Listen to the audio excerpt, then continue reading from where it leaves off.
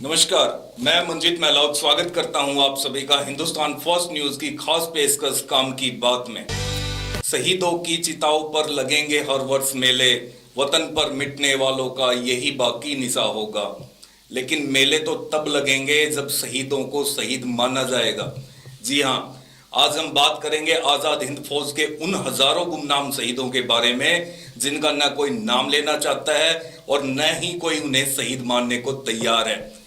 Second world war में अंग्रेजों की तरफ से लड़े इंडियन नेशनल आर्मी के जवानों को जापान में गिरफ्तार कर लिया जाता है और फिर नेताजी सुभाष चंद्र बोस के अथक प्रयासों के बाद उनको जापान की जेलों से रिहा कर दिया जाता है और उनको वहां से रिहा करा करके आजाद हिंद फौज में शामिल कर लिया जाता है।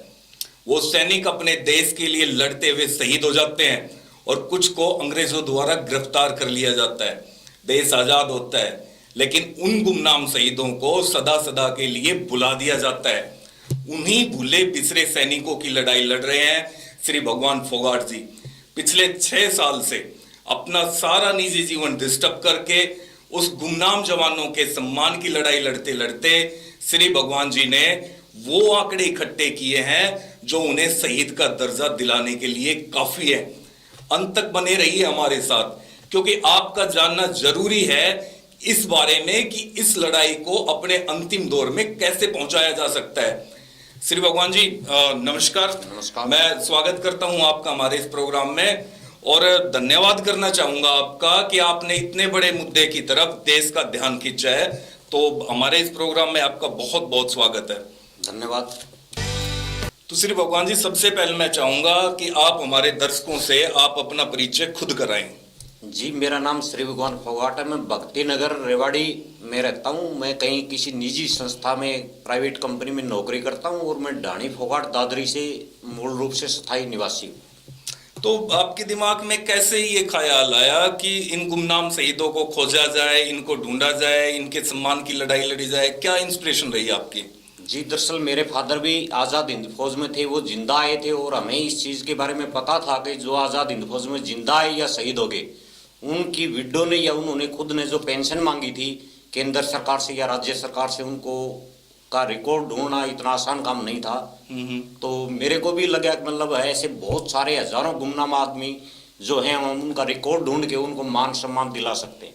अच्छा, तो फिर आपने कैसे स्टार्ट किया? आपका ये सफर कैसे स्टार्ट हुआ? आपने कहाँ से आंकड़े इकट्ठे करने स्टार्ट किए? मैंने सुना है कि इन आंकड़ों के ऊपर तो रोक लगी हुई थी, एक आम आदमी को तो अलाउ ही नहीं था कि आंकड़े मिल जाए उन्हें।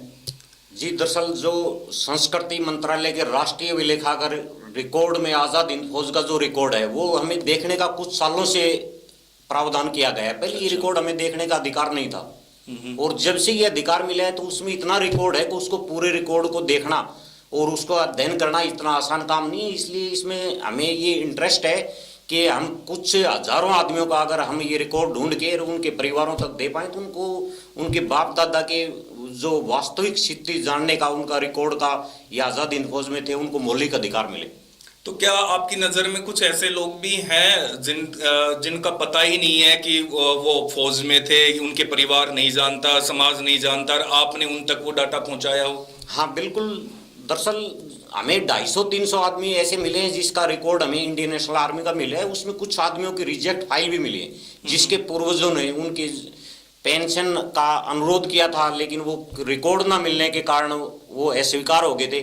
तो उनका भी हमें कुछ रिकॉर्ड ढूंढ के उनके घर तक हमें पहुंचाने का प्रयास किया। तो श्री भगवान जी, हमारे दर्शक जानना चाहेंगे और ये मेरी पर्सनल भी जिज्ञासा है कि सबसे पहले आपने शुरुआत कैसे की? कौन से डिपार्टमेंट में गए? क्या क्या आपने खंगाले? ये कैसा रहा ये सफर आपका? जी, जो संस्कृति मंत्रालय का रिकॉर्ड है उसमें आज़ाद हिंद फौज जो सिपाही है हमारे प्रदेश के, उनका नाम, गांव, एड्रेस और अंग्रेजी सेना यूनिट नंबर लिखा होता है। अच्छा।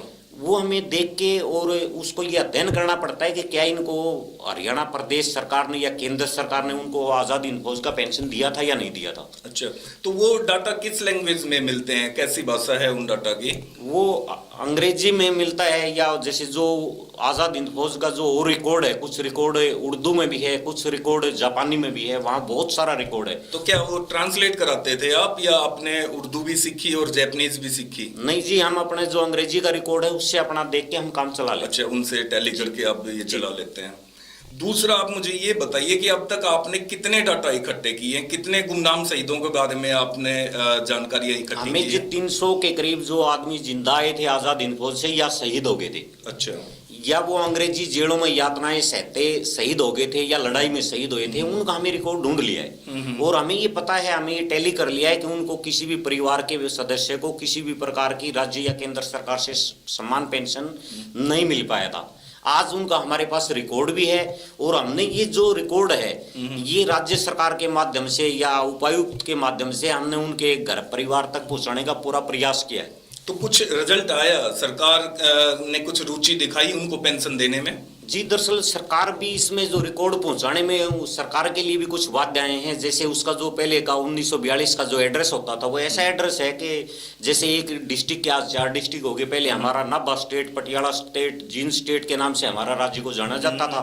आज उसका पूरा स्वरूप बदलाव हो चुका है, तो इसलिए राज्य सरकार के लिए भी रिकॉर्ड पहुंचाना इतना आसान काम नहीं है। कितने लोगों तक आप रिकॉर्ड पहुंचा पाए हैं जो गुमनाम थे? हमें जो 300 आदमियों में जो गुमनाम का रिकॉर्ड मिला है, उसमें से केवल 147 आदमियों तक हम रिकॉर्ड आज तक पहुंचा पाए। अच्छा, तो क्या दिक्कतें आती हैं? आप रिकॉर्ड क्यों नहीं पहुंचा? एक तो एड्रेस की प्रॉब्लम होगी, और दूसरा हम भारतीय डाक से एड्रेस से रिकॉर्ड नहीं पहुंचा सकते हैं। राज्य सरकार को जो हमने रिकॉर्ड दिया है वो उपायुक्त के माध्यम से दिया है, वो राज्य सरकार उपायुक्त को देगी, उपायुक्त तो एसडीएम कार्यालय देगी, एसडीएम कार्यालय तहसीलदार को देगा, पटवारी को देगा, तो उसमें सालों तो लगेगा। ये तो लंबा प्रोसीजर है। तो इसमें क्या ये आप अकेले ही लड़ रहे हैं, या कुछ गुमनाम जो 300 लोग आप बता रहे हो कि आपने पता किया है, उनकी फैमिलीज भी आपके साथ हैं, वो लोग भी सपोर्ट कर रहे हैं आपको? जी, दरअसल जिसका हमें रिकॉर्ड दिया है तो उनको ये पता है कि हमारे जो बाप दादा हैं वो तो आज जो जिसको सम्मान पेंशन मिलना है तो वो तो आज जिंदा है नहीं, तो उनका कोई इंटरेस्ट नहीं। उनको तो ये पता लग गया कि भाई हमारे बुजुर्गों ने आजाद हिंद फौज में हिस्सा लिया था।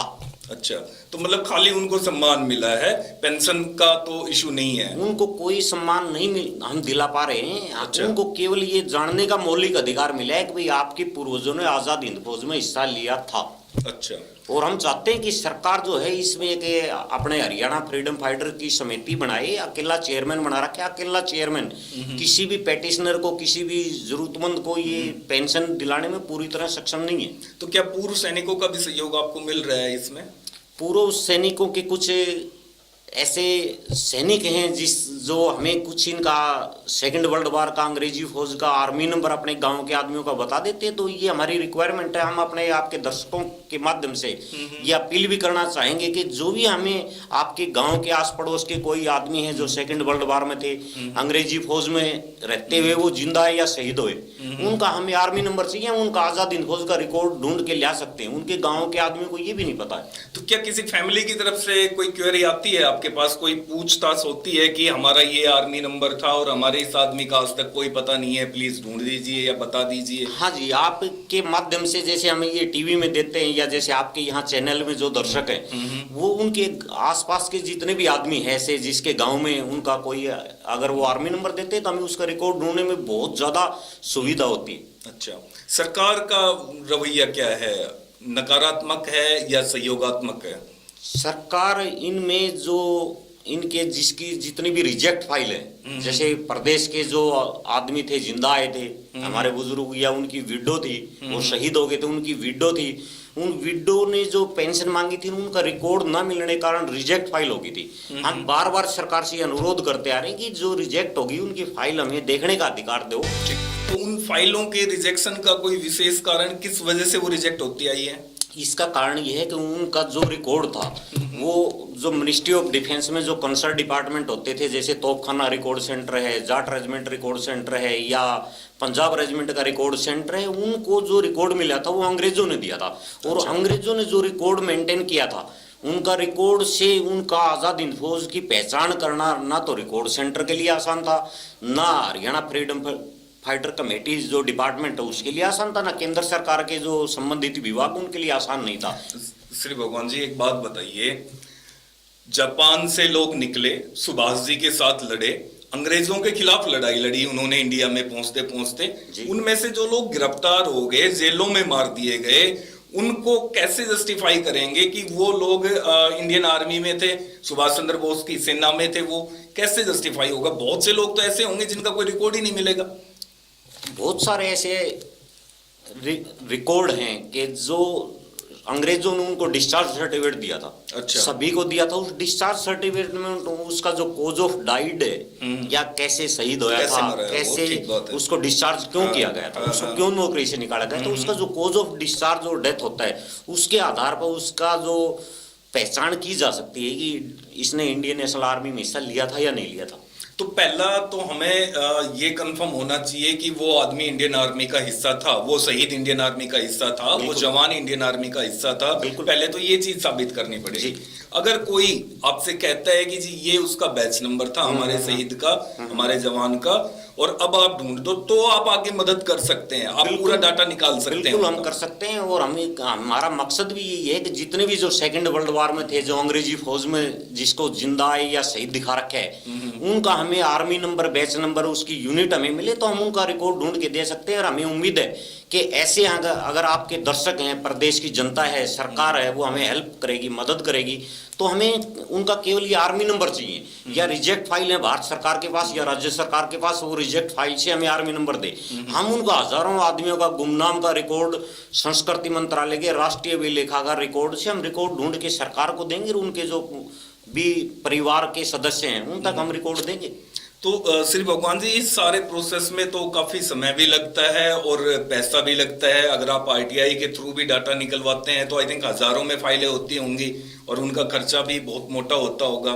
तो कैसे मैनेज कर पा रहे हैं आप, किस तरह से करते हैं ये सारा? जी, दरअसल मैं कहीं किसी निजी संस्था में नौकरी करता हूँ और संस्था में मैं ऑलमोस्ट या तो विदाउट पे होता हूँ या फिर मेरे को उसके लिए रात को ड्यूटी करनी पड़ती है। मैं दिन में रिकॉर्ड सर्च करता हूँ, रात को ड्यूटी करता हूँ। तो मेरी जो संस्था है वो एक अच्छी संस्था में मैं काम करता हूँ और मैं दिल्ली के नज़दीक हूँ और मैं उसमें रात को ड्यूटी भी करने में मेरे को संस्था भी मेरी मदद करती है। तो मेरे को एक तो आर्थिक पीड़ा उससे कम होती है, दूसरा अगर मैं छुट्टी करता हूँ, विदाउट करता हूँ, तो मेरे को काफ़ी तकलीफ होती है।